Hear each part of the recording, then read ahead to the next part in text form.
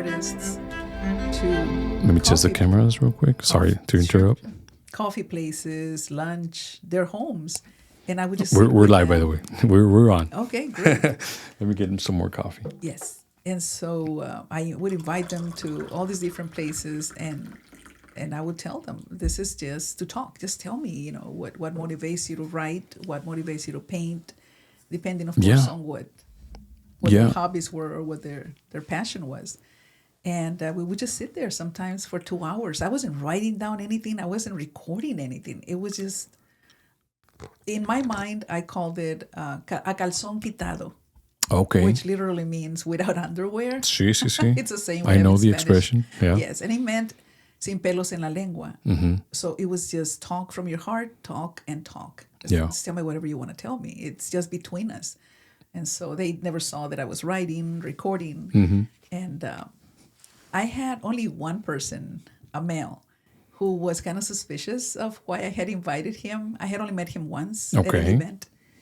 And he thought it was going to be something romantic. And I said, no, this is just for us to. I find your work interesting. He paints murals around the valley, and I just wanted to find out, where did it start? Like, just curiosity about people around me. Yeah. So, yeah, I probably interviewed about 6 or 8 people. Yeah, I think with me, if I think about it and I look back. As a kid, I was always very curious. I always wanted to know the why. One of those kids, like, why? Yeah. Why this? Why that? My daughter was the same way. So, but then as I growing up, my experience, I guess, in the military and meeting people from all over the country, and sometimes even from other places in the world, because we had people that had become residents and citizens throughout the years. Yeah. From all over the world. So I met that kind of people in the military, and I was just curious to talk to them to see. And then, television, some of the shows about food and traveling were my favorites. Oh, so I don't know. I feel like I experience other cultures and meet other people through conversations, and that's what I guess. Looking back, that's a little bit of the maybe the main reason why I decided to do this, or why I was attracted to do something like this, right? The curiosity behind it all. Yes. That's good. Curiosity leads us to. All right, so let's give you a little introduction, and I'll let you do it because you've been in the dark about me. No. Voluntarily. I don't want and also for the people that are listening to, that way they know that we just met. Yeah. Which is important nowadays, right? Yeah. Go out and meet people that and have conversations with people that you don't know. Mm-hmm. I think there's always something to learn from people. I agree. And from their experiences. True. So, Julieta Corpus. Julieta Corpus. Right? Yes. Very unique name. It's almost like a mix of two cultures, right? Yes, Julieta and Corpus. Mm-hmm. And it is because for my legal documents in the U.S., I am Julie Corpus. Julie? Yes, I know. I decided to cut off the T and the A because it's such a dumb reason. Mm-hmm. A lot of people could not pronounce Julieta. And so I did that.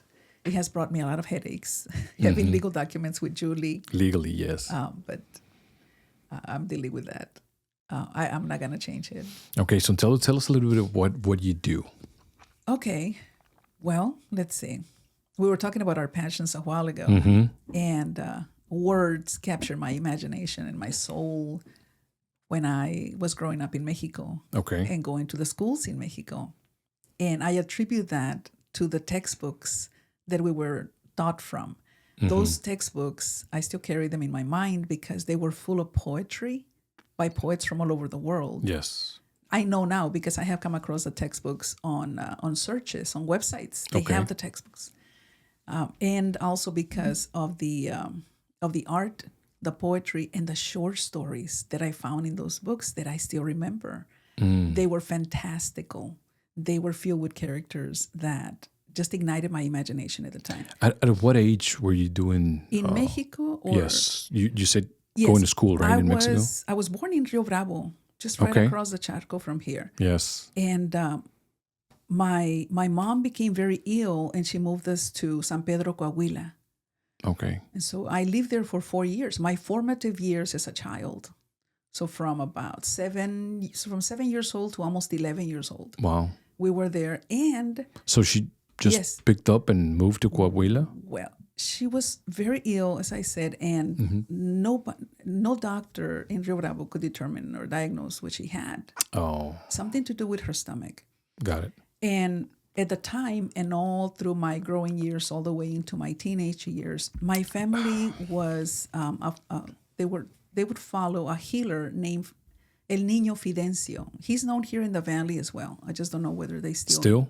Yes, El Niño Fidencio has channelers or cajitas, boxes.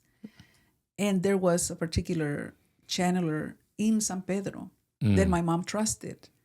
And so there's this whole story. I turned it into a poem where my mom moves us to San Pedro, and then her healing process involves wading into El Rio Nazas, where she's then healed by El Niño Fidencio. And then a day later, my mom has this dream in which she's having a spiritual healing. Wow. And she tells us that she remembers just looking down at her belly, like she's lying down, she's looking down at her belly in this dream / her reality. And she sees hands just pulling out this black stuff from her stomach. Like these tendrils, these black tendrils, these unending tendrils. Whoa. And when she woke up the following day after this dream, her appetite was back, her pain was gone. She was healed. Really? Yes. El Niño Fidencio. El Niño Fidencio is a person who actually lived in he was born in Nuevo León, and he was a botanist. So he became an expert in healing herbs. But then people started the rumor was that he was appointed by God to be a healer, because this man could perform surgeries with shards of broken glass. He would open up people, perform brain surgeries and such. This is documented. People from the United States went to investigate this, and you can come across it, I'm sure, on searches. No, look, and I haven't heard about him, but I'm not close to any of alternative medicine or rituals that help people, because I know, and this is a fact, we do not control or use 100% of the capacity of our human or our powers of humans or of our brains, right? I have read about that. So me dismissing ways that people heal other people with different methods, to me, just to say like, now that doesn't work, like that's shutting the door to a whole different realm that you I do not know. Yes. I do not know. And because we do not use 100% of our capacity, we actually, as a matter of fact, we use a very small part fraction of it, less than 20%. So yes, I believe there's going to be, throughout the years, we're so small, like humanity is so tiny, so young, that we don't know what we're going to transform into in the future. But that's very interesting. That's what she went through. And then, so we moved into a tenement, a vecindad, with 8 other families. And I lived there for 4 years. And every Wednesday, I was sharing this with my students. The other, because I share poems and my stories. I was telling them that every Wednesday at 7 p.m., La Cajita, her name was Sara, the channeler, she would come into the vecindad, and there was already a small temple set up for her, where she would then put on this gown, tie it with a golden sash, put on looked like a baker's hat, but it was white and satin. Okay. And she would stand before this altar with all these religious images. And then whoever had shown up for the healings, we would start singing specific songs to El Niño Fidencio and prayers, just religious prayers. Okay. Santa María, Madre de Dios, ruega por nosotros dos. We would do that for a little while. And then the channeler, Sara's eyes would kind of go white.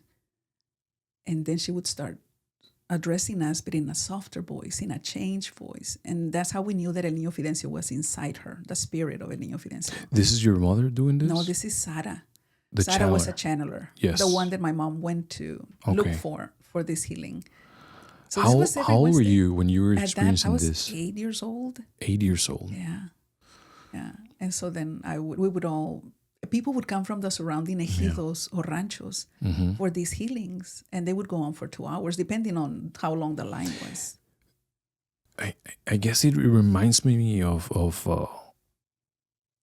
reading about, trance, a trance Yes. of the mind, that people use for healing, like chamanes in the jungle and stuff like in the Amazons, through some kind of psychedelic, or that is triggered by using the use of natural psychedelics, right? That it makes the body go into a trance, into maybe a different reality, and cure some of their issues. Me as a veteran, like I know of a lot of veterans that have treated, especially things related to PTSD. They have treated themselves with the use of psychedelics and other therapies. Yes. That I am ignorant about it, but I try to read because of the good results that we're seeing around. So when you were telling me the story, like that, it kind of reminded me of what I've been. Yes, non-traditional, and also because she might have like gone into this other reality or trance, and then heal. Which I guess in a way defines faith, doesn't it? Yeah. Because my mom always told us, if you have faith, you can eat anything or drink anything, and thinking that it will heal you, and it will. Because the mind is a powerful tool. Wow. So that was my tenement. Those were my growing years. And you know this because you remember as a child? Do you remember this experience? I remember a lot. I remember at 8 years old? Or this is like stories that your mother told you later on? I was there and I remember. Because at 8 years old, everything happens. And I think the memory is everything is alive in you as a child. Yes. All your senses are alert. Yeah. I remember games, I remember stories, and a lot of that I have transformed into poetry and short stories. Yeah, I think I remember from reading some of your poems, some of your work, that you mentioned your mother walking on Rio Nazas. Yes, yeah. Now I know. That's why she had a strong connection to the river because she was a swimmer. She was a strong swimmer. She said she could outswim man. She was she was a powerhouse, my mother. I lost her to cancer in 2011. Sorry to hear that. Yes, it's a huge loss. En paz descanse, como decimos. Sí, en paz descanse y presente, porque hoy celebramos el Día de los Muertos. And she is among us. She raised us to believe that our dead visit us in dreams. So they're not entirely gone. And I just had a dream about my late husband and my father. Really? They're both gone. Yes. In just a week ago. A week ago, I saw my late husband coming to the house. I lost him in 2016 to pancreatic cancer. So 5 years after I lost my mom, my late husband. And I saw him coming to the house that I now have in Donna. Yeah. I saw him through a window, which is not there, but in the dreams, everything changes. So I see him coming, and I'm very much afraid because I'm now married. And so I see my late husband coming to the house, and I rush to the door, and he's trying to come in. And I said something like, please be careful because, and that's where I kind of peek through the door and I see my dad in the distance with his head is bowed, like he used to walk, and his hands are behind him. He's kind of encorvadito, and he's walking towards the house as well. But this isn't a dream, right? This was in a dream. Yeah, both of them visited me. Super interesting stuff. Oh, yes. And this is all because of my mom and her stories and how she raised us. Wow. By herself, because my dad was working in the U.S. throughout my childhood. He would visit us every few months, and many times during Christmas. So we would call him our Santa Claus because it was Christmas. But then I also, because of my imagination and probably all the movies that I used to watch, I remember once believing that was a clone. I must have been 9 or 10. I said, that's not my dad. My dad died in Houston and they sent somebody else. But that wasn't true. No, it was my imagination. I remember telling my mom, wow. Ama, ¿estás segura que ese es mi papá? Esta loca muchacha. That was probably right after a movie, or I don't know. It must have been because I love American movies. Yeah. Even while I was living Yeah. in Mexico, I would watch the movies with subtitles in Spanish. Yeah, I think that's how I learned English, just by watching movies all the time. Yeah. If I wasn't out playing sports or playing with my friends, I was watching movies. I watch a lot of movies. They're still a big part of my life. Like movies. Me I just too. love movies. Me too. Love them. So, wow. I'm just more curious about your stories. Since I guess we're getting close to the Day of the Dead.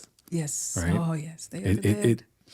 It's a tradition, I believe, that comes from, I think, well, you mentioned it, the Aztecs or I think it is. Los Toltecas. The Aztecs. Toltecs. Mm-hmm. But no, I think the Aztecs, because they believe that death are just on another phase of life. Yeah. They're not really plane. completely, but they're still connected to the living, right? Yes. Something up. Yes. And I do believe that strongly because, and I never saw anything. My mom, she was like a magnet for the supernatural, and she could see things that nobody could. But I believed her, but I just never saw anything. Perhaps I never wanted to see until the night my husband died, my late husband. I was sitting there with my friend. We had a deck. I lived in Port Isabel. Okay. Our house was a 3-story house with a deck. And I was sitting there with my friend who had accompanied me.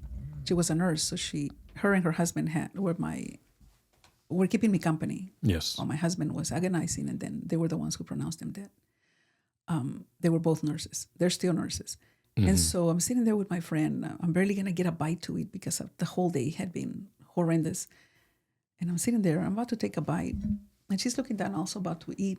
When I don't know what it was, I decided to turn towards the deck. And there he was, my late husband, who had just passed away hours before. Oh. But he was transparent. Really? But I do remember he looked 30 years old, and he was smiling at me. And by the time I turned around, like a fraction of a second, "Hey, Patty, did you see?" And of course, he was gone. Yeah. So it was like a reassurance. I'm okay. I'm over here on this other side. I made it. I'm fine. I was telling the person that I recorded the last episode, Dr. Luis Menchaca, that sometimes life, especially after a death, gives you a sign of comfort, of letting you know that they're going to be okay. Yes. Because I believe that for someone that dies, I think they automatically go into this beautiful or place of peace. So for them, they know immediately, I'm gonna be okay. Mm-hmm. But the people that he left behind are the ones that suffer, right? The ones that stay here, the living, are the ones that suffer. So I think there's a way, a channel, right, to for them to let us know, hey, I'm good. I'm good. Yeah. What made me smile almost right after was that my husband was a skeptic. I remember once sitting down with him and talking about death, and he said, "There's nothing." It's like, there's blackness after you die. There's nothing. Yeah. And I said, "I don't believe that." He's like, "Well, you believe whatever you want to believe. Yeah. I have this belief that there's nothing." And so to see him there. And the other thought that struck me was, I believe that on the other side, we are at the age we want to be, where we were feeling our strongest, where we were our best, where our senses were alive. Yeah. And for him, it was in his 30s. He was stationed in Germany. And he would say it? Like he would say that my 30s? No, just seeing the photographs and the smile that he had on his face while he was in the army, surrounded by his buddies. He was fully alive. Yeah. He led a tragic life. Yeah. He was a Chicano poet. Never published. Well, he did never publish a book, but he did readings throughout the Rio Grande Valley. And of course, when we sat down, all this is after the military. Yes. Or throughout. Yes. No, and he was writing throughout. I didn't meet him until he was much older. He was 15 years older than I was. And by then he was almost near retirement also from being a school teacher. So I met him at the end of his life. But what a wonderful 5 years that was. Yeah. It's full of stories and poems and just wonderful. But yes, his life was so just with those few stories now I know why maybe you were attracted to culture, literature, writing, exactly. Your poems, and also teaching, right? Yes. Because I don't know if we mentioned once we started recording, but you teach for yes, I work for a college, with right? South Texas College. Okay. I'm an English lecturer, and as I said, I teach composition and rhetoric. But more than anything, the opportunity to be with high school students, because I'm in the dual enrollment classes. Oh, I see. And so I have them writing poetry. Yes. I have them sharing with writing prompts once a week. What would you like to erase from this world if you could? What's worrying you the most right now? And just recently, a young woman wrote that she was worried about her mom going to court because she wasn't a U.S. citizen, and because of everything that's going on with the raids. She was in tears. I pulled her outside and I said, "Oh, you wrote this. How are you doing?" And that's when she broke down and she told me. She said, "I won't find out until 2 hours from now whether they're gonna kick her to over to Mexico or not knowing. Yeah, my life might change." Yes. And thankfully, her mom's still in the U.S. Awesome. Everything went well. Great. But that's how I get to know my students. Because otherwise, if I would just go into the classroom, teach what I need to teach, what I do teach. If I didn't try to make those connections with them, I wouldn't know anything about them. So you know in a way how to trigger emotions, right? I think you're doing that with me with some of your stories. I said with the director of the library in Donna, I was recently named the first Poet Laureate of Donna, Texas. Wow! Congratulations! So, thank you. One of my projects is to lead writing workshops with the community, and then open mics and so on. And so I said with them to meet with her, Miss Rincon, and also to try to plan out when can I do the workshops in the library and so on. And of course, I read from my book, and I told just like we sat down and we were talking.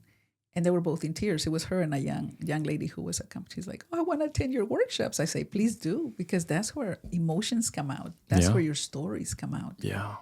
They're there. Everybody is a writer, I believe. We all have stories. Yeah, I heard that before. Yeah. I read it before I have. As well. I've been told, man, you should do a little bit of writing, but you teach composition, right? That was my headache. Yeah. Because for me, Fell in love. I was used to writing in Spanish. Okay, yes. So all the way through high school, I graduated over there, and then when I come over here to the U.S., start doing like college level stuff, university level writing, academic writing. Yeah, which is not. I thought I was good. Nothing but red. Oh, and my teacher from Composition 1 was brutal. He wouldn't hold back any punches against. So good and bad. Every essay I had to write over and over and over because I would write backwards. You know how in Spanish and English, when you translate, like everything is red car is not rojo carro, for example. Exactly. Yeah. So with more complicated sentence, it's a mess. Yeah. So I guess your classes were a little headache for me back in the day, but I love reading. Yes. I'm no writer. I'm never gonna be a writer. I know my limitations. But I love reading, like I said, and I love talking to people about what I learn in books. Yes. And this is something that I picked up a little bit older. The telling people part or the reading. Oh, I hated reading growing up. Yeah. What got you into maybe poems and literature and all this? Entertaining myself. That's something that I've been doing for a long time. And I guess it started when I was 11 years old. My grandmother moved from San Pedro to Rio Bravo. Okay. And because my grandfather died. And so we started visiting Rio Bravo a lot more. Every weekend, we would pack a couple of clothes in our So bags. you were going back and forth Yes. across the border. Yes, I kept that umbilical cord connection pretty tight. Yeah, well, kind of like me. Yes. So I know going back and what forth. it is. There you go. Almost crossing every day sometimes. Yes. Well, for us, it was every weekend. And it was to visit. We would stay at my tia Lencha's house. It was a small house. The cold would seep through the rafters, like they say. It was not a well-built home. And we would sleep on the floor, on the cold cement floor, on some blankets. But we were there with Grandma, and it was fun. And so my aunt Lencha's husband was a newspaper vendor, a street newspaper vendor here in Progreso, in Las Flores. Okay. They call him El Prensa. That was his nickname because that's the newspaper. So he was sold. known. Yeah. El Prensa, ahí viene El Prensa. Yeah, El Prensa. And he used to be a boxer. Oh, he had his own story. Yeah. He only told us parts of it. But so for some reason, either they gave them to him or he would have these rolls of blank newspaper, just rolls in the house. Like the leftover stuff, The right? leftover stuff. Okay. But blank. Yeah, the paper blank. that goes through the machine. Got it. It's like, one day I found it and I decided to start ripping. I don't remember asking permission. I think I just ripped a huge piece of it. And then I started writing just silly poems about a cat killing a mouse, about whatever came into my mind, whatever was around me also, plants and things. But then I started drawing as well because I was heavily influenced by the Mexican comics. El Pato Donald, La Revista Semanal, which was small tragedies every week, relationship dramas and such. And so that was my connection between the visual and the written. And I was hooked. Yeah. So I started trying to do the same, and I would make these novelas, puro drama. It was, I'm pregnant. Will you marry me? You were doing it with dialogue. I was doing dialogue, the little dialogue boxes. With drawings. Yes. And then just like a comic. Right, exactly. But with horrible drama. drawings. With drama. Reality. The bride getting killed on the steps of the church before she got married. And very dramatic. dramatic. Yes. And then my brothers started, they were curious. There still are, thank God, 3 sisters and 3 brothers. And so my sisters would come around and ask, what are you doing? Oh, I'm making this, these dramas, read them to us. And I started reading them to them out loud. And so that's when I started noticing I like getting reactions, provoking reactions from people, because at some parts they would laugh, at some parts they would gasp, at some parts they would cry. You know, when I kill off a character. Of course. And then I started doing chapters. I'm like, you know what? Just like Mexican soap operas, they would leave us in suspense. Yeah. What's going to happen the next day? Cliffhangers. Every day. Yeah, so I started to do that. I think then I started spending my summers doing that. As a teenager, I wouldn't go out with friends or do anything. I would just throw myself on the floor with, I don't know if you remember, here in the schools back in the 80s, they would hand out, our math books were like stapled together. And so the numbers were on one page, all the mathematical stuff. And then on the other side, it was blank. Yeah. I started turning the little book around and I would divide it into 4 panels. And use that's that. what I would draw. Yeah. So over the summers, I think I accumulated 12 to 15 illustrated novels. That were illustrated stories. Like complete stories. Yes, from beginning to end. Hasta ponía fin. My son does kind of like the same thing. He's into animation, but I tell him, like, don't just do a little episode. Yeah. Try to have a beginning and an ending. Right. It makes it way much better. With action in between. And it's gonna help you out in the long run to tell stories. Yes. Yeah, with your drawings, if you want, without even using dialogue. But if you have a beginning, if you have an ending, it's gonna help you out. Yes. Yeah, because true. And I don't want to get into the whole unless you want to, the whole AI replacing writers and stuff like that. No. Like I said, it's unfortunate. But I tell them they won't be able to replace a good storyteller. Oh, never. Because someone still has to tell the machine, do a story about this. Exactly. And this part. and with this type of job. So you need to be a storyteller. We need storytellers. Yeah. As we're saying storytellers, I can't help but think Guillermo del Toro. Oof. Oh, tremendo. Yeah. Yeah. Storyteller among storytellers. And he refuses to use Yes. the technology. Also, Hayao Miyazaki. I don't know that one. He does anime. He did Kiki's Delivery Service. He did those anime. I know there's a lot of Korean series and movies that are very popular right now. And they're so much into horror. They do a lot. They do it so very good. Yes. They do very good movies. Yeah, because if you compare it to the American movies, the more American horror, it's the same formula. It's like, how many times can we kill Jason? Let's not get into that. I blame Netflix. Yes, it's well, unimaginative. It's not Netflix. I don't know. Something this is destroying cinema. It angers me because I grew up with such great stories. Now there's like shows and series for everything. I'm like, what happened to movies? Yes. Yes. And so what I try to do, going back into the classroom conversation, is I try to bring in, if not a complete and utter passion like I have for writing, at least I want to make them curious. And these past 2 days, in honor of Day of the Dead, I told them about elegies, which are these poems that you write to praise someone who has passed away. Okay. And they wrote. I gave them the instructions, and I said, okay, go with the flow. It doesn't have to be a person. It can be anything. It can be an idea.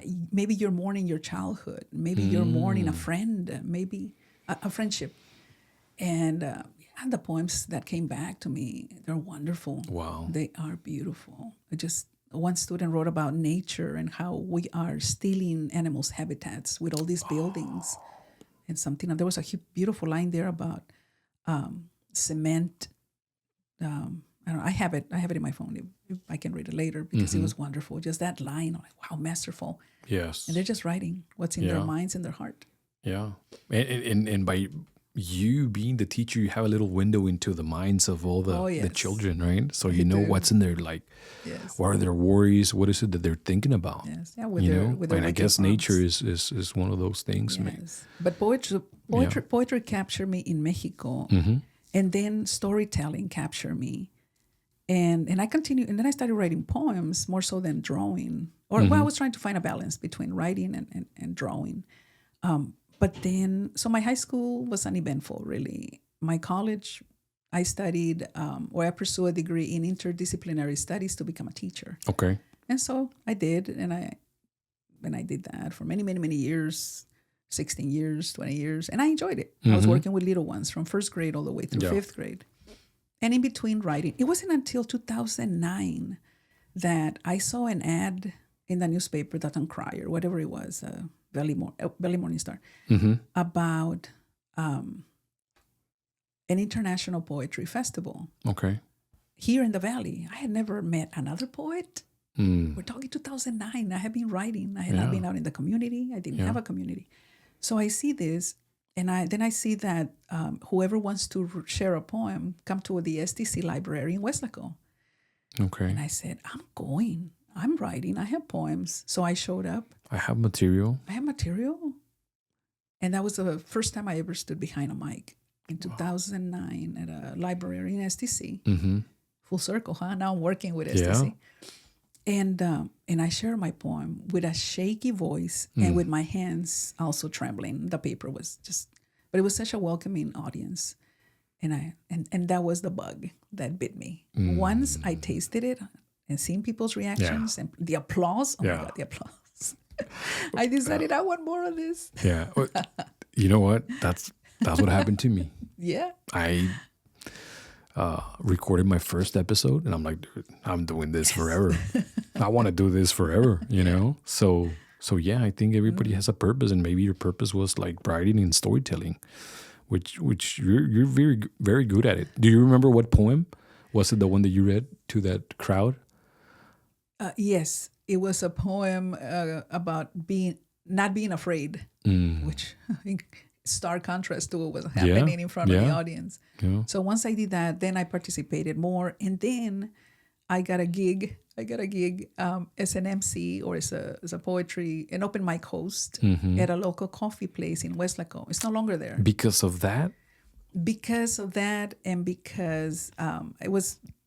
Well, you started participating in more events like that. Yes, Okay. I approached the owner. Yeah. The owner said yes, yeah, sure, open mic, and I was bolder. So I just gained this self-confidence in not only what I was writing, but meeting people and talking to people. Yeah. And I had always been shy throughout my high school years, college. Yeah. But I was opening up. Poetry was opening me up. And so I did that for 3 years. And because of that, I met a lot of poets who I still call friends. Yes. And then I extended the network. Got it. And then from there, I went to another place and did that. So I've been emceeing. Right now, I'm looking for a place. I just talked to the owners of a coffee place in McAllen, hoping to do this again after 3 years. McAllen has a lot of coffee places. Oh, yeah. But I was just at a poetry reading over the weekend, earlier in the week. And it was a Wednesday at 7 p.m.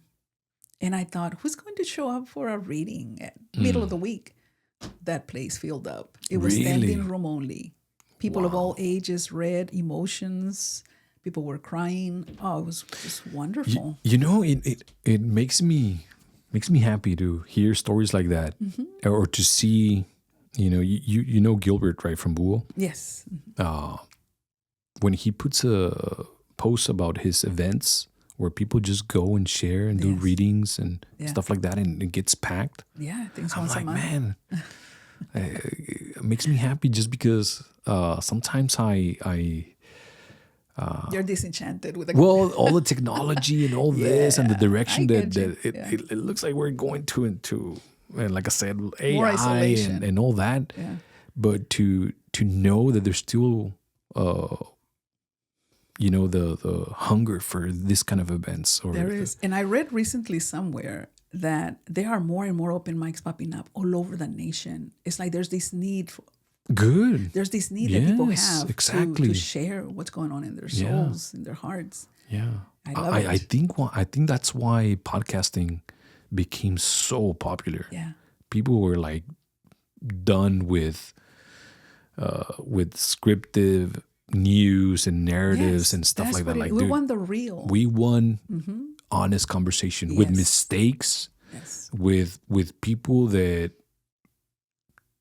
think and talk like us, the listeners, right? Especially that part. So we can identify with that we know that we're not just because after years and years and years, the television and the way they do, not just the news, but other stuff, right? Live stuff. It's so scripted.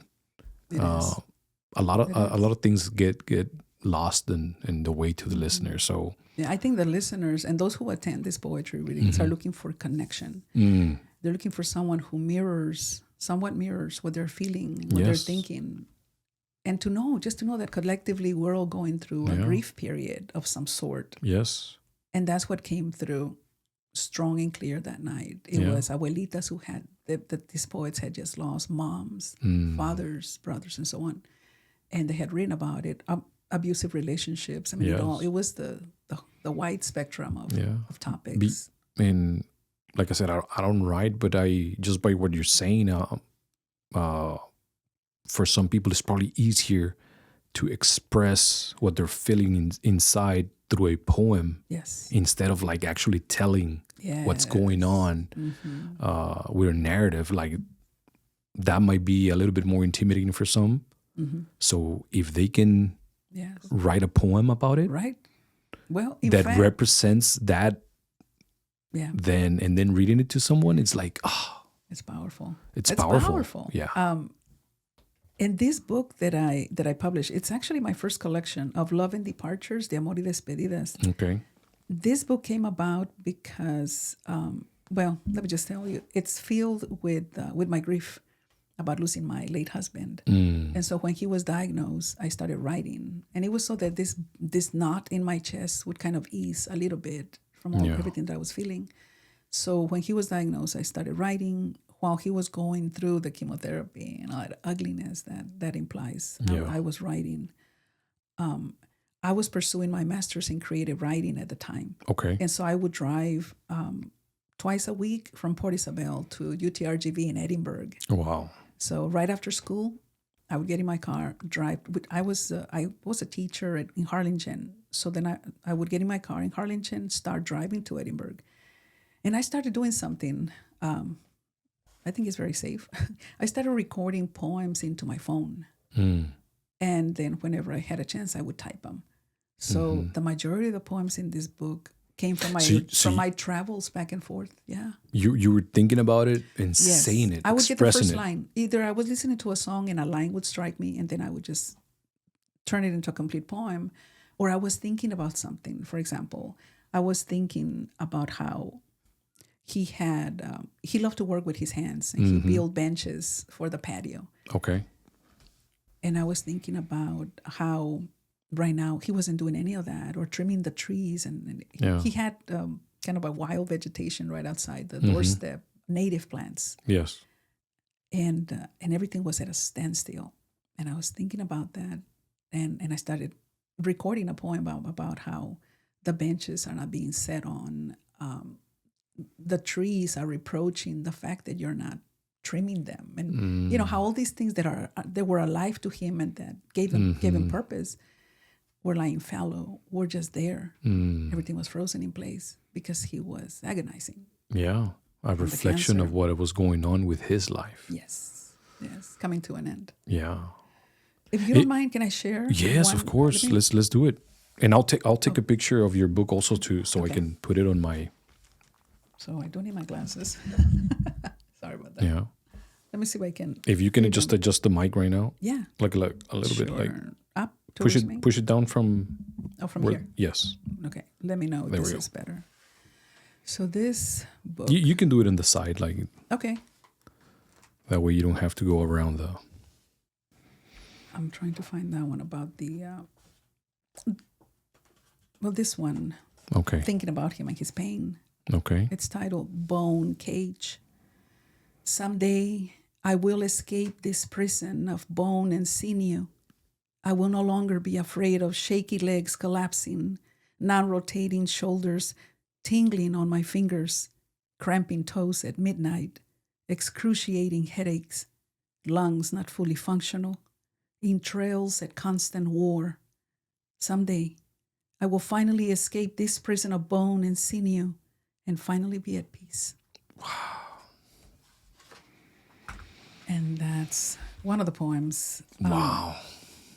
I'll be able to escape this prison of bone. Bone, yeah. It's a cage. He agonized for a week in the home. And it was I guess that's the sentiment or the emotion that you transmitted just by reading that, or me just listening to that right now with you. Yes. Agonizing. Oof, too much. Yeah. The sea monster. You're good at it. Thank you. You're good at expressing emotions and feelings. I live some. I've gone through some stuff. And that's another part of a good writer or author, right? You have to go through all this experience of yourself. Yes. Because if not, how are you going to be able to express, right? Like, meaning that you have probably gone through good times, but also really bad times and suffering and all this. Exactly. In order to be able to express. Losses. Yes. Too many losses. But I guess my gift or my curse is that I absorb and I ponder and I ruminate, and then I write it all. So in college, while I was taking my creative classes, I learned the term confessional poet. What is that? And a confessional poem, a poet is exactly that, somebody who writes from their own experience, confessing, turning that into poetry. And I thought, yeah, that's what I am. Because I have written about intimate subjects, and I have written about loss and love and just life in general. And those are the connections that I make with people who attend the readings, the poetry readings, because who hasn't experienced a lot of this? And those who haven't, they're blessed, especially the grief. Yeah. No, I think we all do. But I guess some people are just more, they have the ability to maybe dismiss emotion and don't feel as much as others. Yes. And maybe that's why you're a good writer, because you can wall. feel everything that you're living, that you're experiencing, suffering, happiness, and everything. You feel it maybe more than others, and that's what you're able to transmit with your writing. Yeah, and make the connection. Somebody once told me, or asked me rather, if there's a poem that I wouldn't share, something that I've written, and I the answer was no. I mean, I share all. But I did say to that person that whenever I read a poem, like from this book, which I just told you is all about my late husband, I'm reliving, because these are these are photographs of what I was experiencing. Yes. Throughout that year. He was only alive for a year once he was diagnosed with cancer. And so if I'm reading, for example, I will say goodbye to the mute objects in this house. Your clothes come to life at night. I find your shirt lying on my pillow in the morning. I will say goodbye to everything you created with your own hands. Those benches you painted wait for you. I have not sat on them, afraid I will start crying, inconsolable. I will say goodbye to each green branch on the patio. Sometimes they reproach me you're leaving. They do not rise to the sky unless I talk to them about you. I will say goodbye to the balcony where we talked about our future. I am not taking a single brick from this house, only my memories and this naked heart. Wow. So am I there again? Yes. Do my eyes fill with tears again? Yes. Why do I do this to myself? Because I'm a masochist. You feel a lot, right? Yes. Yeah. But I also want my audience to feel that. Yeah. Because I want them to pick up a pen or a pencil or sit in front of the computer and start typing their own stories. Yeah. And that's my message to them. Whenever I finish reading, I say, you have stories. Please write them or record them into a phone or into a tape recorder, and they have somebody type them for you. So was it in a way a way maybe to balance your life as a kid? Because it was a way to maybe push out sadness. Some of your poems, or the ones that we have covered so far, I have fun ones. No, but that's good, because imagine a kid that is going through all this and has all these emotions, but no way of expressing them. No outlet, huh? No outlet. Exactly. That's the word that I was looking for. I don't know. That's how you grow to be I guess. bitter and maybe trouble at school and stuff like that, because you don't have an outlet for some of the stuff that you are feeling. So poetry can be a solution. Poetry is healing. Yeah, it's healing. It is. Yeah. Sacas todo. Yeah, very interesting. You know, the first one that I read from some of the ones that you sent me was the eclipse, right? Yes. And it was, I don't know, to me it was very powerful, because I was just reading about how amazing it is that the sun and the moon are the exact perfect size for them to, when they eclipse, they can like align perfectly and cover each other. Yes. See? You know, like it's nature incredible. is amazing. So nature is amazing. So I was reading that, wonderful. And then I opened up your some of the poems that you sent me, and I was like, oh wow, here's one called Eclipse. So yeah, I like that one, and I like the one where you talk about if I say it wrong, correct me. Okay. No me llames gringa, o no me digas soy más que eso. No me llames gringa. Yeah, that came about because of de hombres feroces y recios, de mujeres, right? No me llames gringa. Yes, that was a poem written out of anger, because a woman kept calling me that. A woman whom I thought was my friend, but she started calling me that every time I would visit her, and it was not in a good tone. It was in a very sarcastic It's all about the tone, right? Because sometimes... It is. No me llames gringa, soy mucho más. Mi nombre de pila es Julieta, derivado de Juliana, mi madre, que en paz descanse. Mi apellido paterno es Corpus, legado de hombres intrépidos, capaces, recios, de mujeres incansables, llenas de coraje. Mi apellido materno es Vielma, legado de hombres trabajadores, de mujeres maternales, sobrevivientes, todos ellos coahuilenses a mucho orgullo. No me llames gringa, soy mucho más. Aquella chiquilla descalza corriendo por la vecindad con salitre en los codos y la cabeza llena de poemas por formar. No me llames gringa, soy mucho más. La misma mocosa que tuvo que decirle adiós a parientes, amigos, pedazo de tierra e idioma. Partiendo hacia los Estados Unidos. No me llames gringa, soy mucho más. Aquella adolescente avergonzada de su acento y su color, transitando dos mundos, siempre temerosa de perderse a sí misma. No me llames gringa, soy mucho más. La joven colegiala que por fin pudo avistar un sinfín de oportunidades en su país anfitrión. No, no me llames gringa, soy mucho más. La mujer adulta que decidió aferrarse a sus raíces mexicanas, alimentándose con las historias, poemas y canciones de mi madre, que en paz descanse. No me llames gringa, soy mucho más. Continúo debatiéndome en lucha interna y externa con esta dualidad cultural. No me llames gringa, no de esa forma tan despectiva e ignorante. Soy Julieta Corpus Vielma, de origen mexicano, ciudadana de los Estados Unidos, agradecida, bendecida y orgullosa de tener dos madres. Wow. She pissed me off. I went to the room and I started writing that. It is so much better when you read it. I'm still pissed. And when you say it. I can tell. Wow. Yes. Yeah. You know what? Uh-huh. Now I get it. This is why it's so important for the author to do readings of their work. Because I read it and it was nothing like what I just experienced. Without the tone, right? No, you have to have the this is good. It was a betrayal. And look, I probably been in maybe 2 readings in my whole life. Okay. I'm not very assiduous. I want to learn. Yes, I want to learn. No, doing the poetry stuff. Okay. Because it's different from a regular book. Yeah. I think it's completely different from a regular book. You should attend my workshops, my writing workshops. I probably will.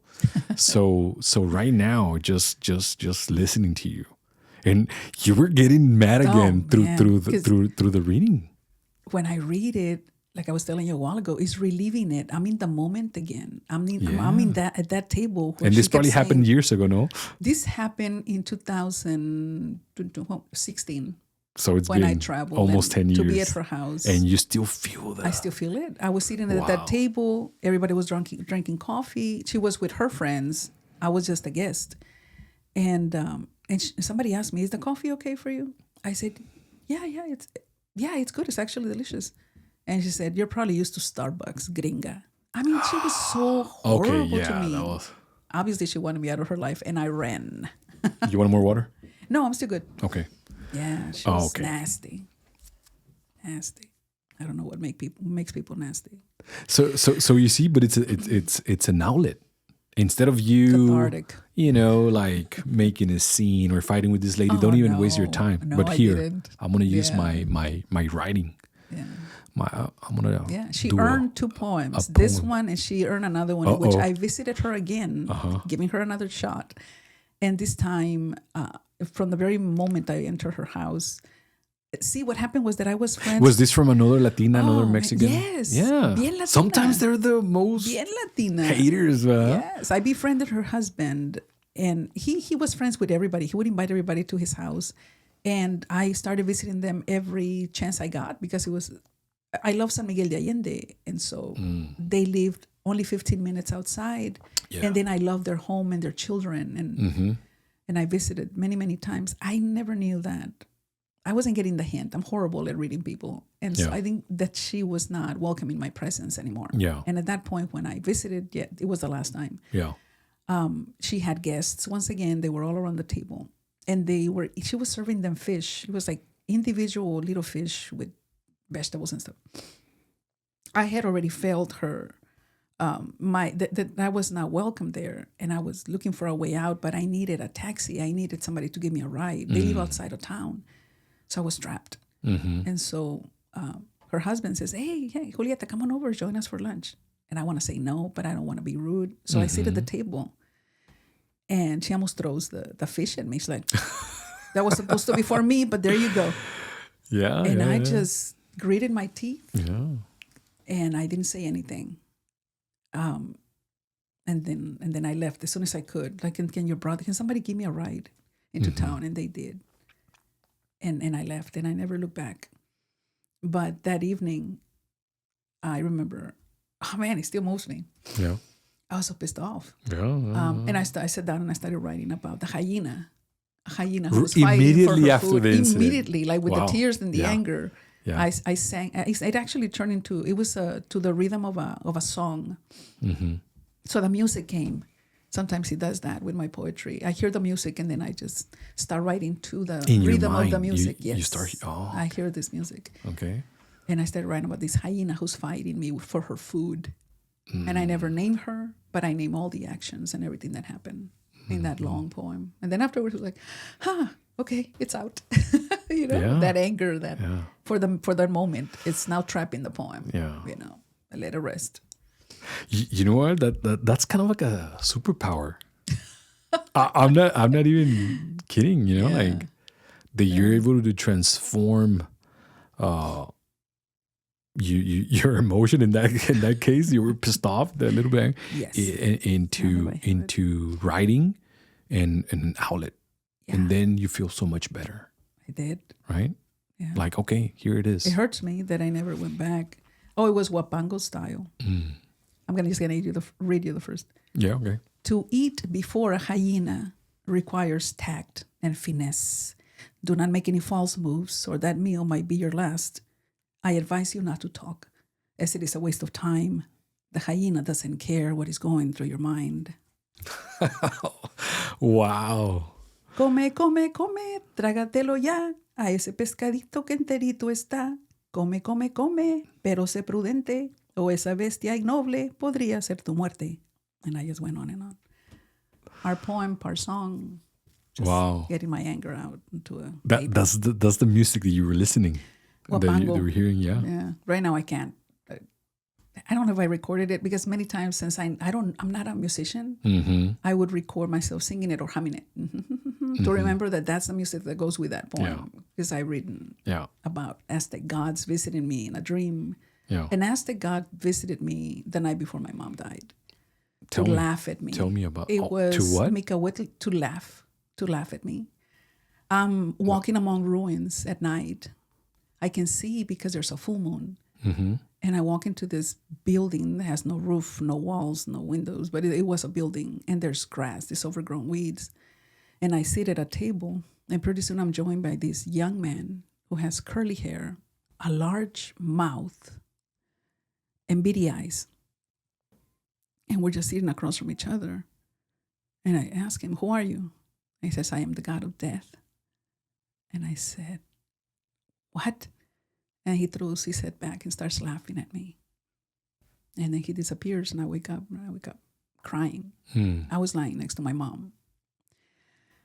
And 3 days later, she died.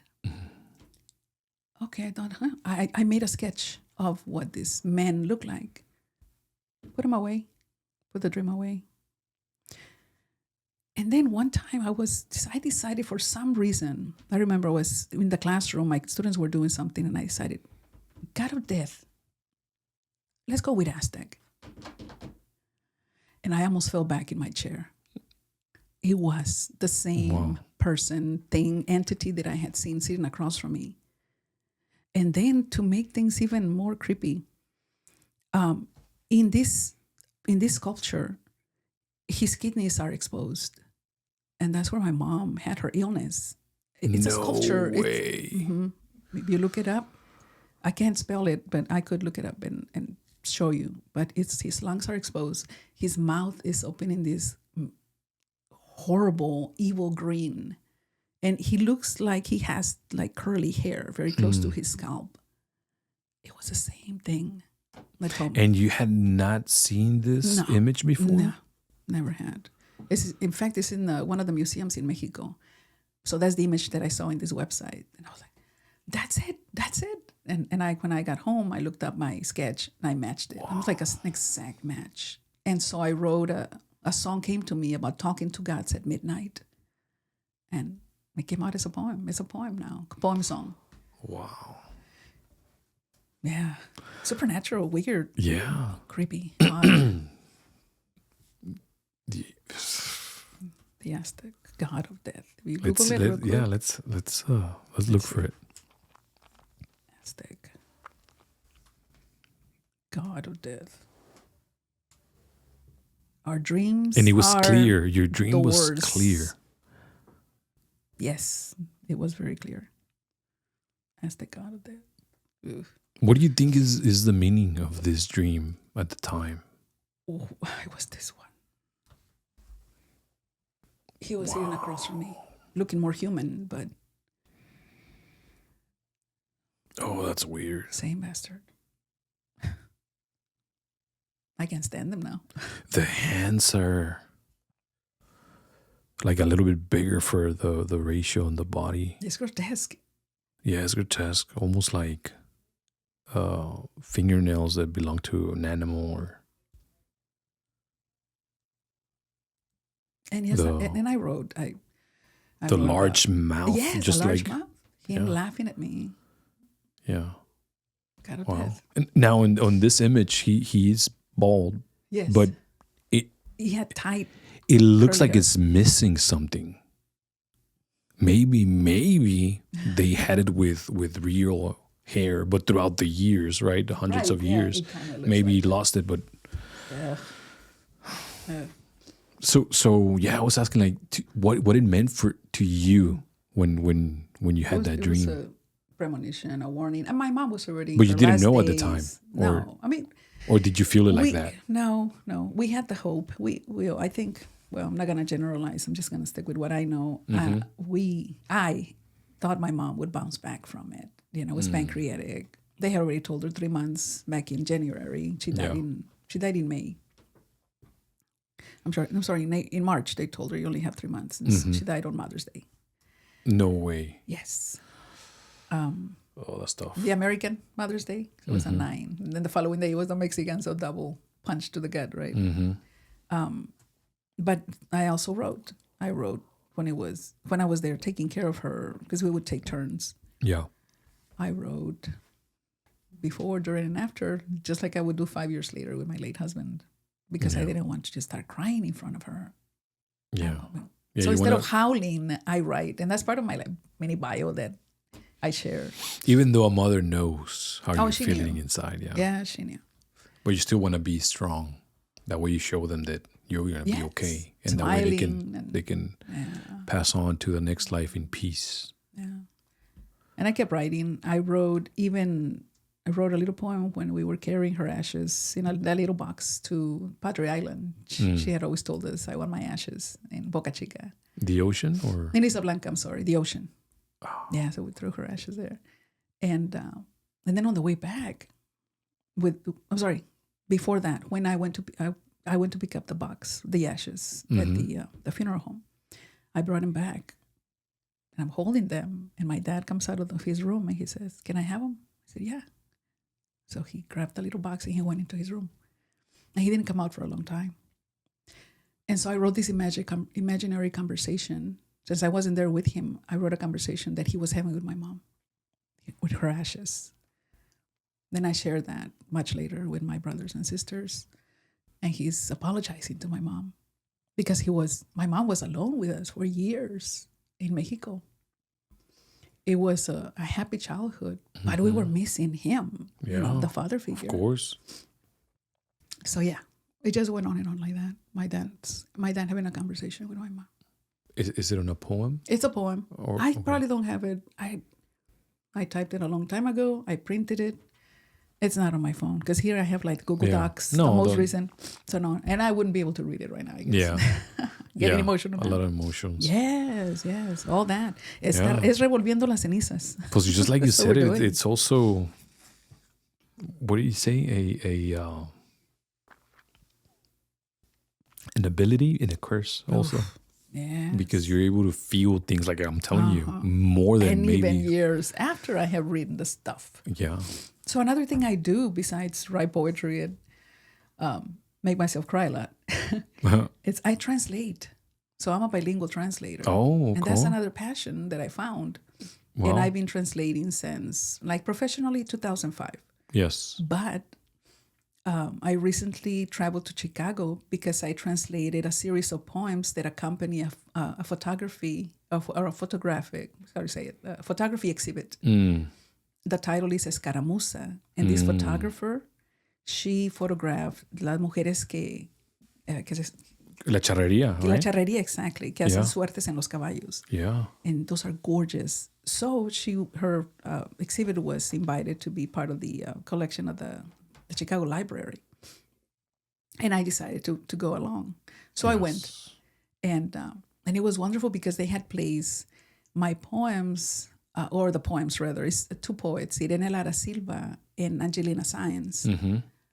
And they wrote poems to accompany the photographs. And when I arrived at the exhibit, I don't know what I was expecting, but the photographs had been blown up, humongous to be on the walls, and then right below, at eye level, the poems. Or no, like the librarian said, at heart level. She placed the poems. And it was the poem in English, and it was my translation. In Spanish. Yes. It's not easy to be a translator. No, it's not easy. Especially, I imagine to translate poems, it has to be hard. Because you need to find the correct word to express what the author is saying. Exactly. And because there are words in English that can encapsulate a lot of other words. And there are words in Spanish that are irreplaceable because they can encapsulate emotions and other words. But at the same time, right, there's also a lot of words that you can use from the Spanish language to represent or to mean the same thing. Exactly. But you got to find the correct one to represent what he was trying to say. And that's probably why I love it. It's a challenge. It is a challenge. It's a wobbly bridge, but it's still a bridge, and it's connecting me to my roots. Yes. Which is Mexico, and then the U.S. So thanks to this, I have translated for 2 Texas Poet Laureates.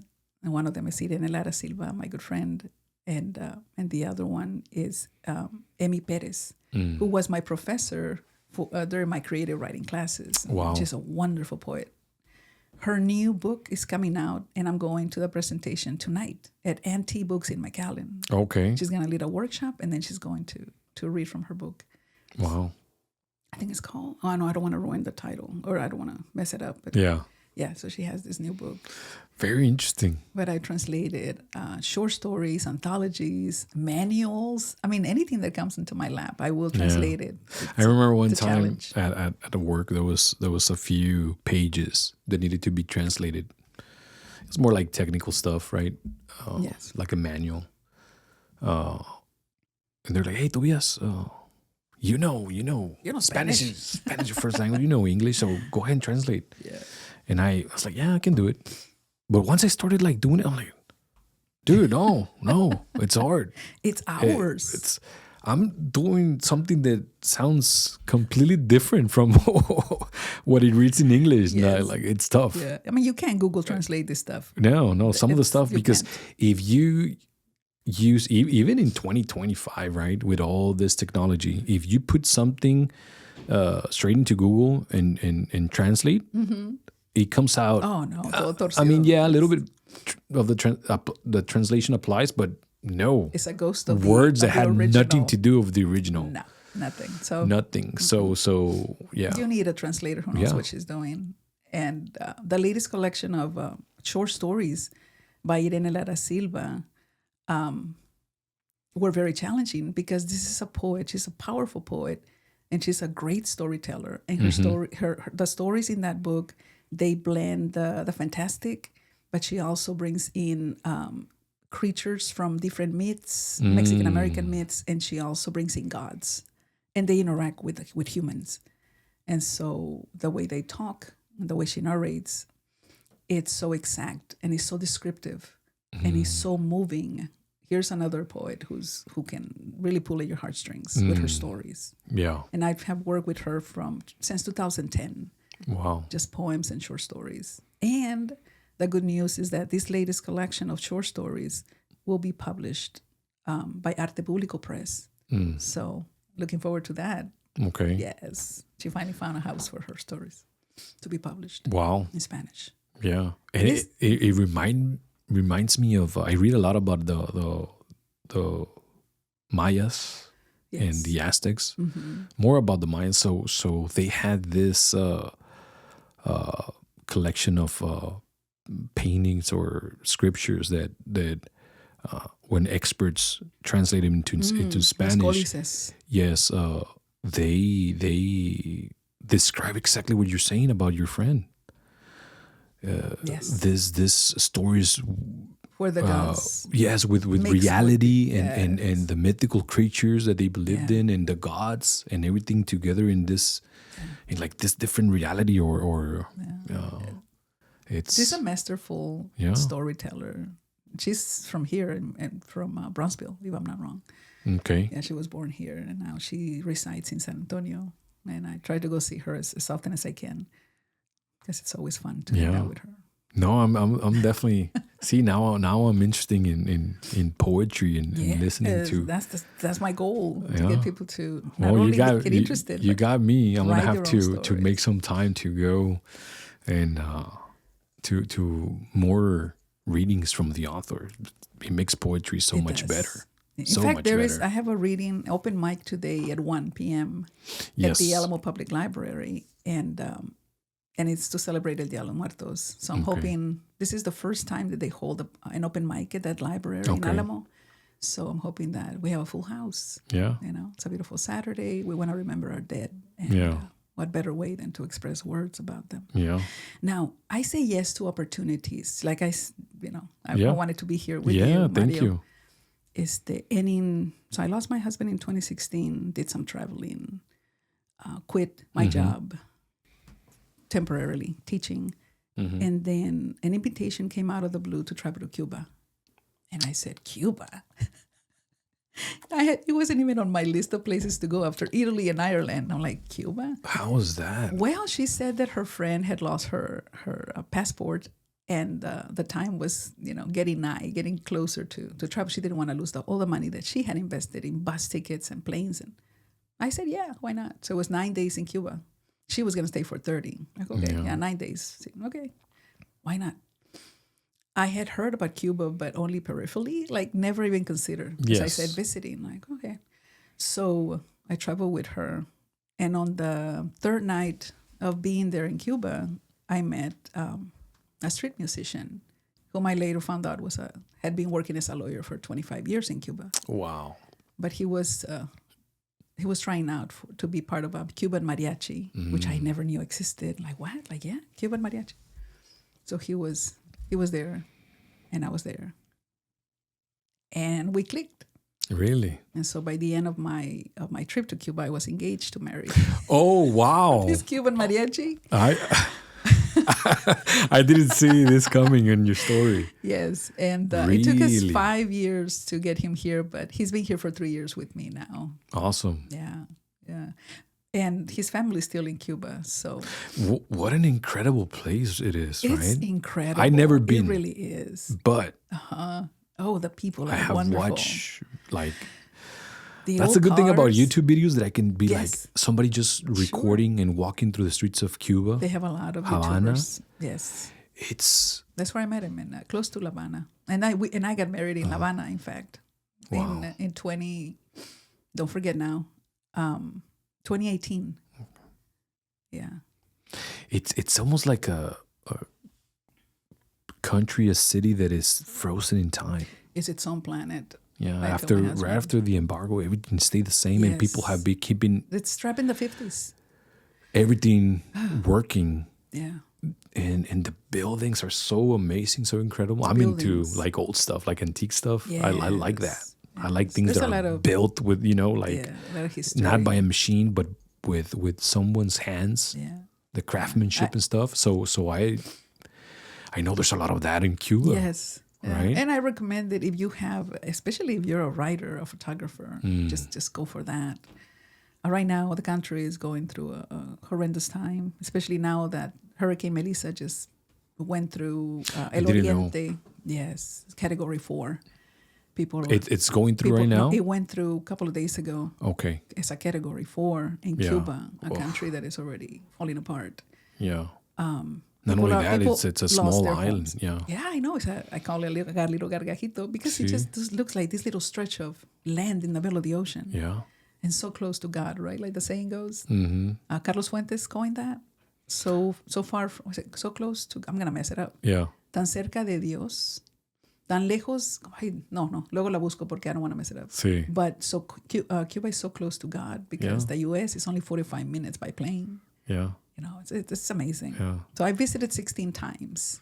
Even less by boat if you go to Key West, I think. Like 30 minutes or maybe an hour. I might be wrong. Yeah, probably an hour. But it's so close. It's fascinating. Yeah, so close. And I got to meet a lot of people and visit different places. And now he's here. He's in the U.S. Yeah. But because of everything that is going on in Cuba with the politics and everything that's going on, a poem for my Cuban family. Let's hear it. What else can my family do at this moment but brace for the coming storm? Prayers won't help. The bodega has been teetering on empty for an entire year. Nothing but dust and cobwebs, not even rats. They are starving along with everyone in the island. La Isla Prisión, named Cuba. There's no milk for the children or the elders. There's no sugar to sweeten anyone's tooth. There's no rice for breakfast, lunch, or dinner. There's no pork. There's no cooking oil. There's no vianda. There's no bread. Cuba is the country of no hay. The dictators cut off their electricity for longer periods now. 34 hours in Artemisa, 22 hours in Guira de Melena, an insane contest where everyone loses. No electricity for refrigerators, so the food goes bad. No electricity for televisions, so the days seem longer, sadder. No electricity for washing machines, so clothes are washed by women with sore hands and aching backs. No electricity in the hospitals, so doctors perform surgeries using their cell phones. No electricity to fuel the water pumps, so people forego taking showers. No electricity in my family's home, so my 70-year-old mother-in-law bumps into walls and doors and furniture. Everyone stays inside their cramped, crumbling wooden huts, no longer smiling, no longer dancing, no longer socializing, no longer daring to hope that anything good will come their way, no longer believing that anything will change. Cuba, the country of no eye, where a handful of fat, ruthless men hold their fates in their fists, squeezing tighter and tighter each day, refusing to let go. Wow. That's their reality. It is. It's horrendous. The country of no eye. No eye. Mm-hmm. Wow. Yes. So that's another extension of my life. Yeah. That I've been writing about. I would write while I was there. There's really not much else to do. Yeah. And then I would write whenever they would come to my mind, which is quite often nowadays. Mm. Yeah. Yeah. But it's a culture of fighters, I think. They are. They're very resilient. Cuban people, very resilient. Really yeah. So I know that, tragedy can go by the island. In this case, a hurricane, and but they're strong people, very resilient, like you're saying, and they'll go through it. They're resilient. Yeah, but much longer. Yeah, how long can they hold like that? You know, yeah. Everybody has a breaking point, so at some point something's gonna happen. But they're still there, and it's still an amazing culture. It's one of the countries that I want to visit, maybe one day.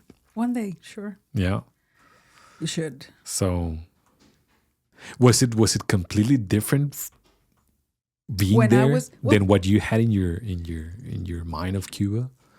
Well, Cuba, they always paint the picture of el café, los músicos, you know, los carros antiguos. Sí. And yes, I saw all of that, but with my writer's eye and my poet's heart, I was absorbing the sadness. Yeah. That was at the corner of their smiles. It was palpable. Yeah. You know, aunque te sonreían, podías ver la tristeza en los ojos. Like maybe this is good and cool for you as a person that is visiting, but for us, it's a reality. No, I'm just thinking.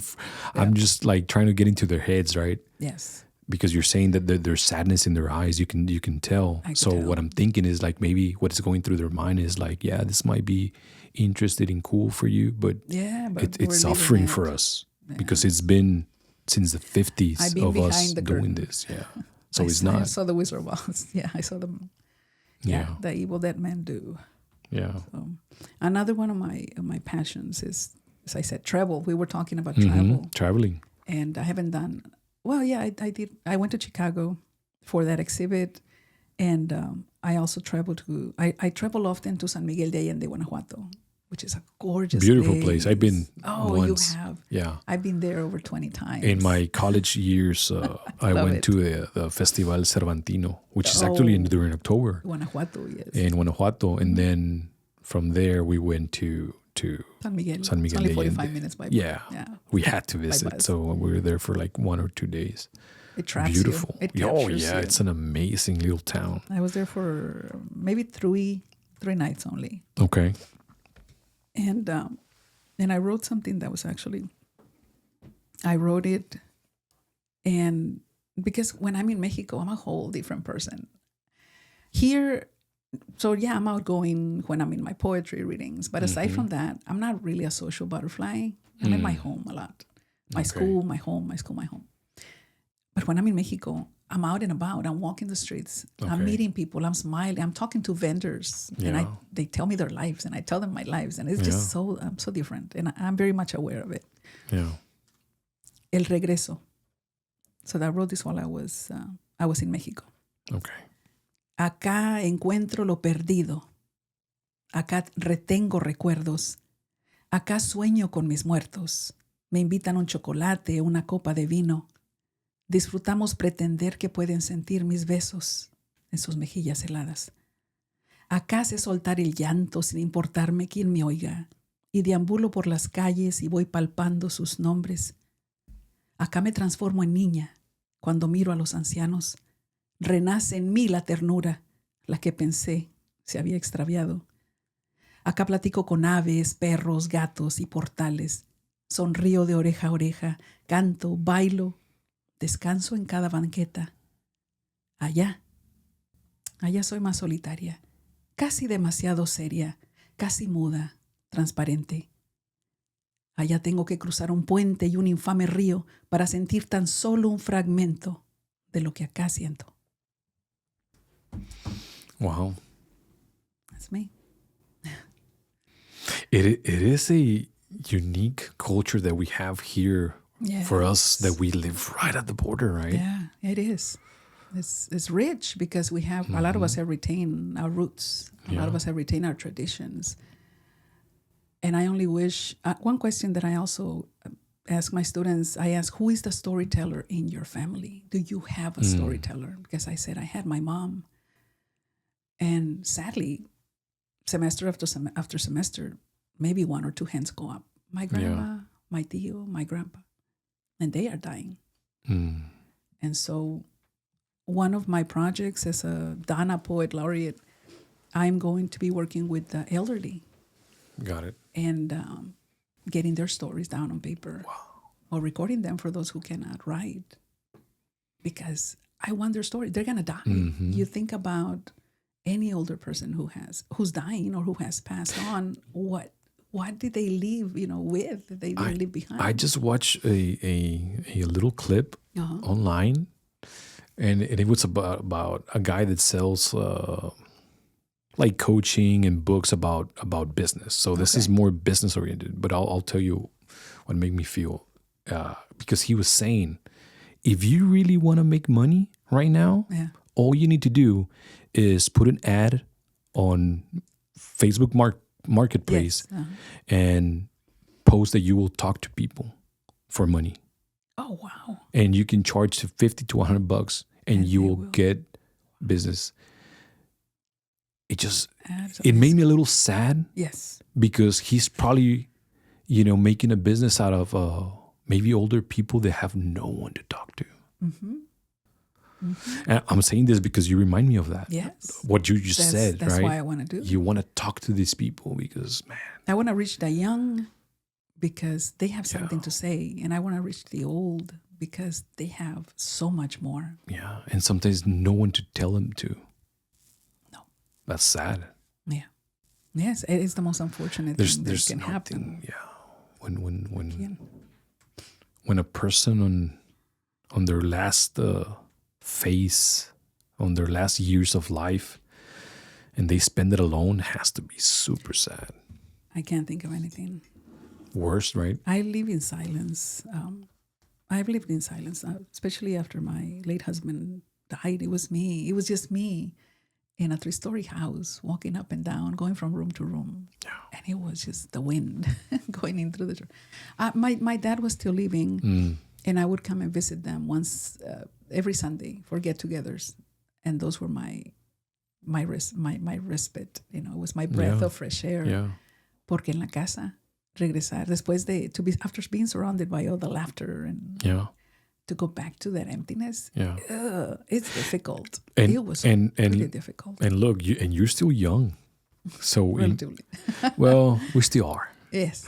Young at heart. But imagine for someone on their 80s that even if their spirit still has energy to go out and talk and meet people, but the body doesn't. Yes.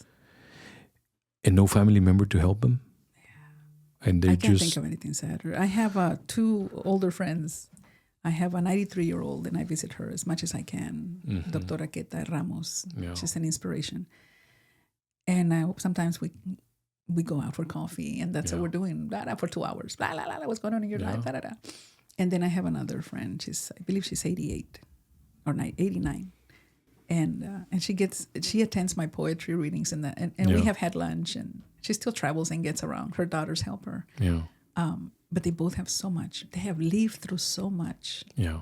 And I sometimes, that's what I want to do with these older people in Donna whom I have yet to meet. Yeah. Hopefully in the coming weeks, sit with them and then hear what they have gone through. Oh, they're gonna have so much stuff to share. Can't wait. And even the community that is really good that you're doing that. That I'm gonna start. Yeah, you're gonna help out a lot to with all those people. Mm-hmm. And in the workshops, I had my first one after 3 years, and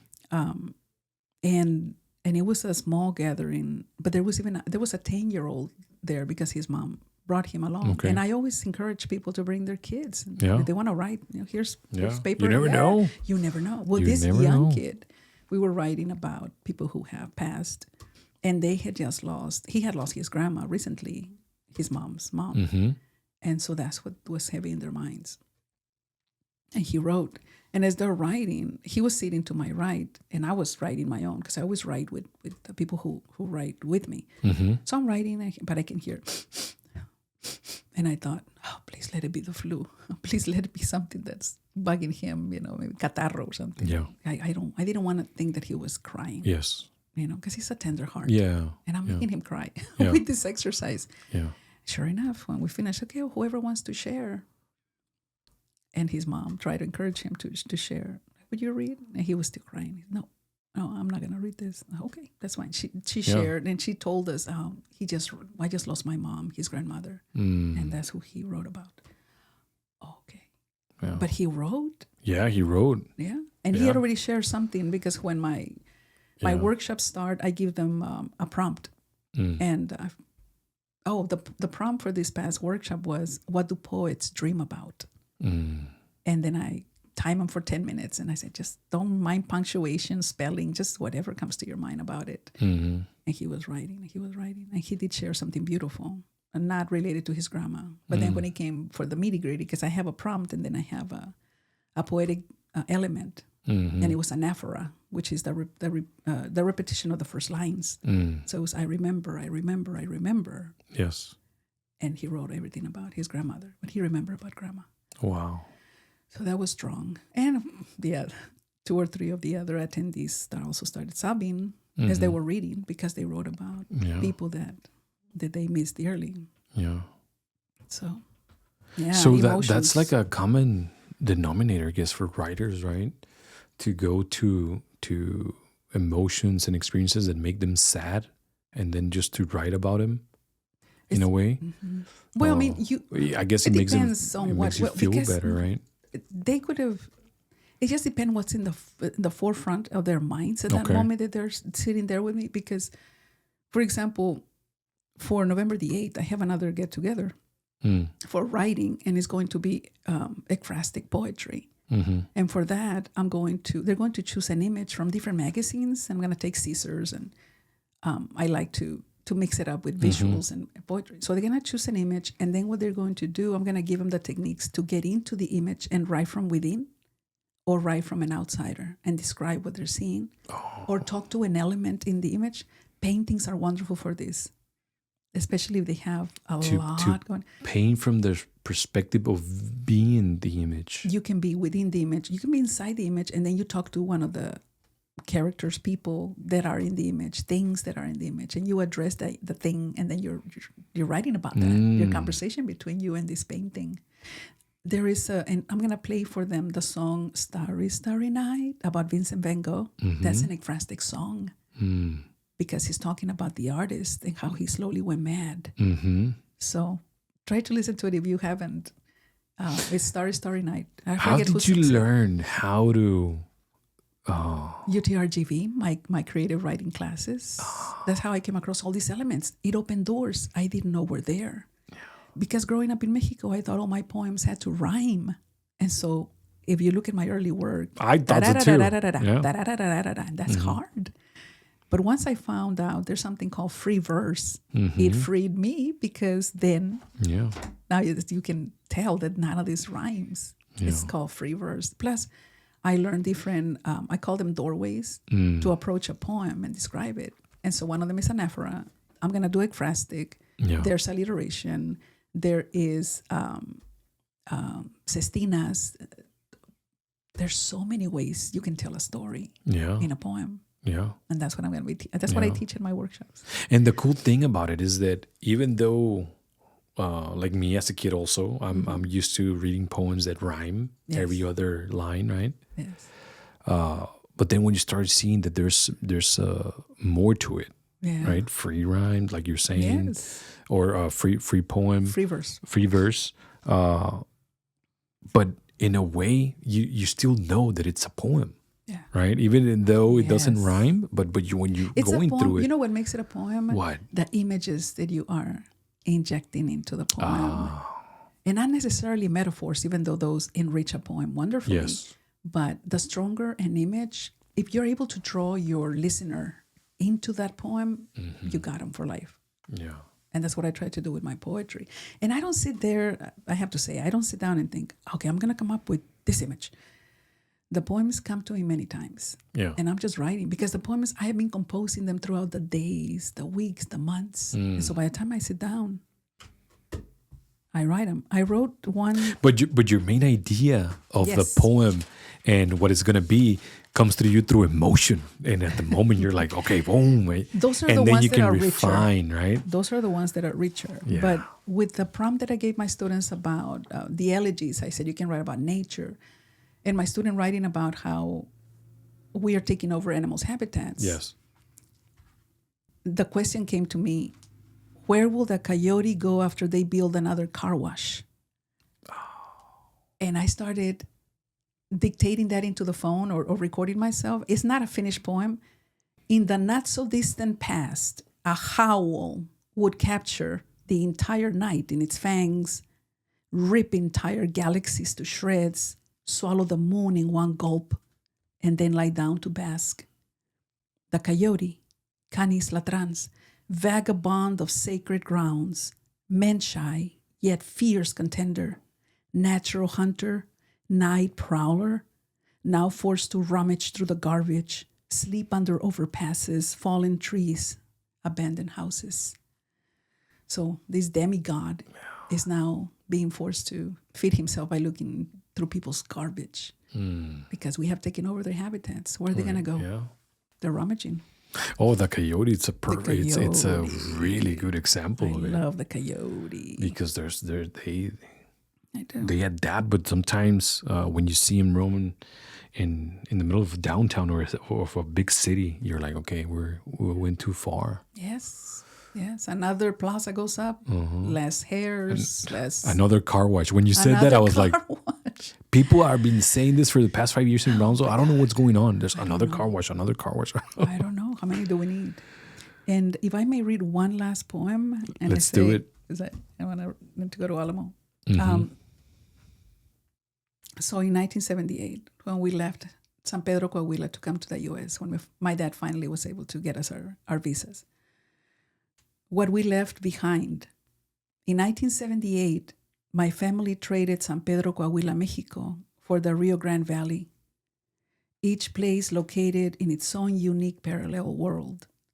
And even though that happened almost 40 years ago, I still ache with the remembrance of what we left behind. We left our bare feet reveling in the sensation of cool tile during scorching summers. We left our sun-toasted bodies running around unpaved streets until nightfall. Mom telling us to stop playing and come in for dinner. We left a susto fastened to a tart-tasting membrillo after sneaking into an orchard. Our young hearts beating to the rhythm of horse hooves after one of the guards caught us. His left hand held fast onto the reins while he brandished a long whip with the other. We left behind tongues red with chili and tingling with lime after licking an ensalado sold by a mentally ill man. He had the magical ability to read our coins using only his thumb and forefinger. We left rural buses with dusty seats taking us to visit cousins in the nearby ejidos. They enjoy watching us picking cotton beside them in the fields, laughed until tears stung their eyes when one of my siblings found a hole in her cotton sack. We left a panteon in Tacubaya, where Grandpa Mundo's bones have turned to dust. No more family get-togethers talking and praying around his tombstone for El Día de los Muertos. We left cool mountain water running clear from a faucet beneath a Rigo Pirul. Mom used this multi-purpose tree to discipline us with its branches, heal us with its leaves, and give us limpias as often as needed. We left behind parts of ourselves forever. Wow. Yeah. Julieta. Mario. Thank you. Thank you for being here and sharing all this poetry. Thank you. That is very personal. It's highly personal. Confessional poet. Confessional poet, you're right. Very proud to be so. So thank you for being here. And like I said again, thank you for sharing. You have a wonderful story. Thank you so much. And I hope that you keep doing what you're doing. I will. And thank you to your listeners as well, those who are going to watch. Please grab a pen, grab paper, and start writing your stories. Short stories, poems, songs, however they come to you. They will come once you open the doors to each of them. And go listen to the authors when they do readings. To the poets. There are open mics all over the valley. It will blow your mind. Yeah, you can follow me on Instagram. You can follow me on Facebook. I'm under my name, Julieta Corpus. Okay, I'll get your stuff and I'll put it on a link on the YouTube video. Thank you. All right. Thank you. Thanks. Bye-bye. Bye-bye.